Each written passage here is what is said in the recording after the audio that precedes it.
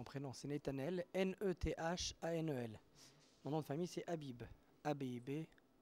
Voilà, je suis né à Strasbourg en France. Et vous êtes le cousin? Je suis le cousin germain de Jonathan qui a été assassiné dans des terribles conditions. Il y a voilà une semaine, un peu plus.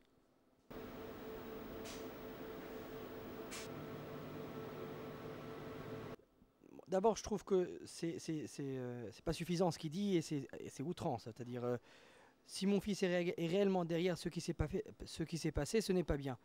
Donc, premièrement, il met en doute les services de la police. Et deuxièmement, qu'est-ce que c'est dire que ce n'est pas bien? Je sais pas, moi, quand ma fille fait des bêtises, je dis pas c'est pas bien, des bêtises pareilles, mais c'est un crime.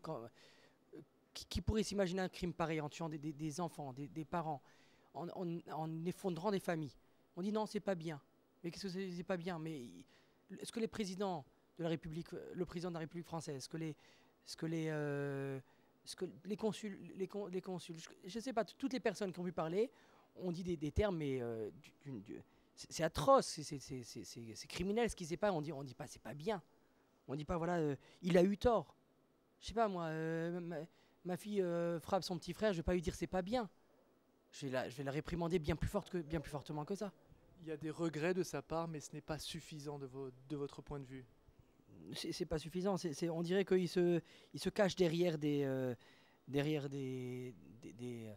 sais pas, des choses qu'on lui aurait, des arguments qu'on l'aurait forcé à dire, c'est pas bien. Voilà, il se cache, il dit voilà, c'est pas très bien. Le père met aussi en question, il a questionné l'efficacité des services français, affirmant qu'ils auraient dû arrêter Mohamed vivant, qu'ils auraient pu le faire. Est-ce que c'est un souhait que vous partagez peut-être, d'avoir pu avoir cet homme vivant et jugé? Enfin, je comprends pas. Une personne est en train de tuer des innocents. Il saute par la fenêtre avec des pistolets à la main, en essayant d'assassiner d'autres personnes, et on dit non, on va essayer de l'arrêter. Mais je comprends pas, on va vous mettre une bombe atomique sur la tête, et vous allez dire non, il faut que je parlemente avec l'ennemi d'en face. Mais il faut se défendre un minimum. Je comprends pas que c'est ridicule comme argument, une chose pareille.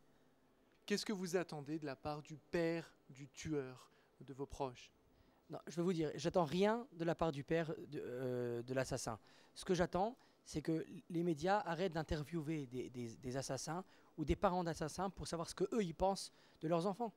Qu'est-ce que ça veut dire c'est comme si on leur donne la possibilité de juger un assassin, mais il n'y a pas de jugement à faire. Le jugement a été fait par la France, le jugement a été fait par la police, et c'est tout. Il n'y a pas de raison d'interviewer un père, de savoir ce qu'il pense d'un assassin. Si vous l'aviez en face de vous, ce père, qu'est-ce que vous le diriez ou qu'est-ce que vous aimeriez entendre de sa part? Qu'est-ce que vous aimeriez lui poser comme question?